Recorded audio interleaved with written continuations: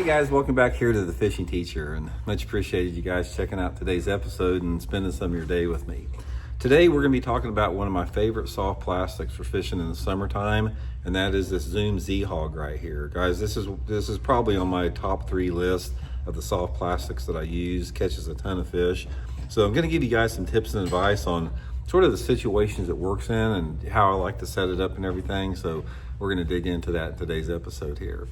Also, guys, anytime that you're using a soft plastic, man, it helps if you're using a scent, guys. And if you haven't tried it, guys, give this Baitpop a try, guys. This thing has got real fish, real amino acids, stays on your bait forever. It comes in a bunch of different flavors and colors in it. And what I do with it, just put some on your finger like this, a little bit on your finger, and then take it on your Z-Hog or whatever and just rub it into it like that.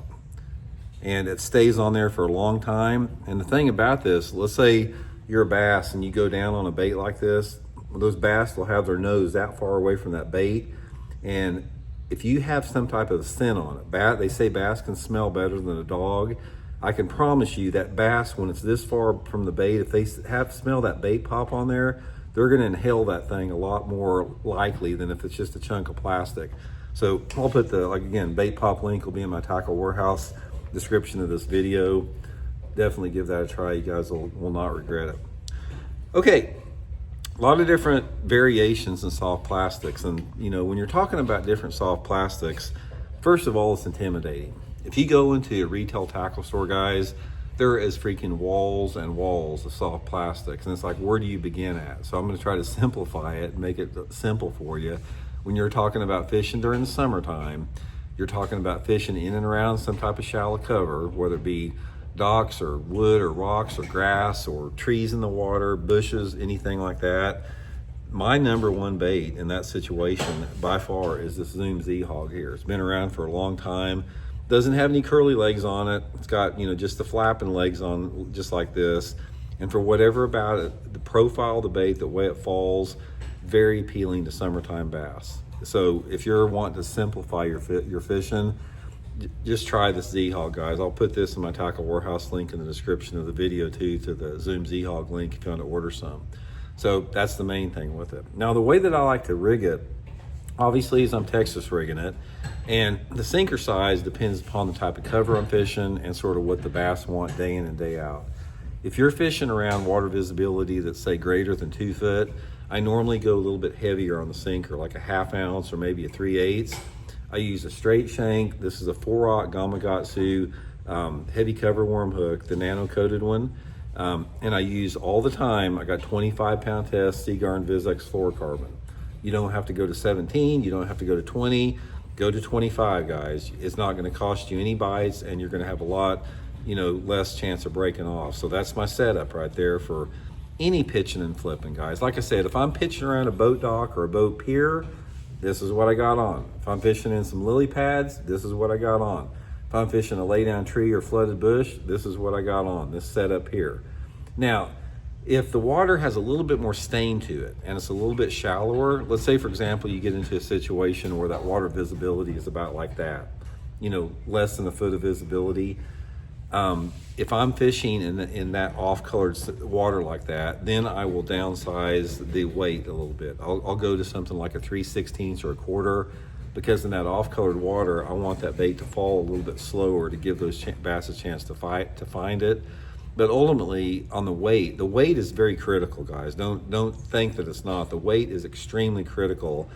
And let me give you an example of what I'm talking about here. And you may have heard me talking about this before, but that VFL tournament that I fished at Truman Lake last week up there, I couldn't get bit flipping and pitching a 1/4 ounce sinker. And I went to a 3/4 ounce sinker and started catching them, and wound up catching 16 pounds in the tournament and finished in the top 5 in the tournament simply by going to a heavier sinker. So one of the biggest considerations in summertime fishing is that rate of fall that we talked about. Rate of fall when you're fishing a soft plastic creature bait like a Z-Hog or a brush hog or a beaver or something like that, so critical, guys. It's more critical even than the color of the bait that you're using. So if you're not catching many fish, you got to experiment with your sinker size. A couple different things as far as on a practical level that'll affect that is like how much current flow that you have. All you guys that fish like the Coosa River lakes, like Lay Lake and Logan Martin, if you're pitching and flipping that thing up the river where there's some current, you may have to go to a heavier sinker. You know, that is going to be a big factor with it, or wind, or how deep the cover is. So you're going to have to just experiment to see what the best, you know, deal is with that. Color is pretty critical in the summertime. I'll tell you one thing about summertime fishing with soft plastics. I tend to like the natural tones, even if the water is dirtier. Now, a lot of times throughout the different times of the year, I use like June bug and black and blue and black a lot. But in the summertime, even if I have dirtier water, say if that water visibility is 6 or 8 inches, I still catch a lot more fish, it seems like, on like a green pumpkin or a watermelon with the tail-dyed chartreuse, because bass are feeding on perch that time of year. And a green pumpkin or a watermelon creature bait with a chartreuse tail or an orange tail on it resembles a bluegill. So even in that more off-colored water, guys, they like a more natural tone in the summertime more than any other time of the year. It's the only time I do it, but I've noticed a big difference, guys. I've noticed, especially the past 3 weeks, I've got into some situations where the water's dirty. I can't catch them on a June bug or like a black or black and blue, but I can put a green pumpkin on and catch them even in that dirtier water. So that's just something to remember on that. Again, 25-pound test Seagar and Vizix line. Always fishing it on a flipping stick. I got my Megabass Alkalies flipping stick, you know, just to pitch it and flip it around.